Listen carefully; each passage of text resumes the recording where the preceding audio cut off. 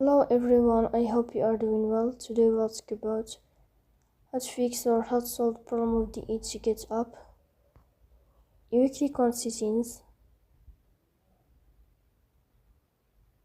Here you will click on apps, default apps, app settings. Then here you will search about the DHgate as you see and you will click.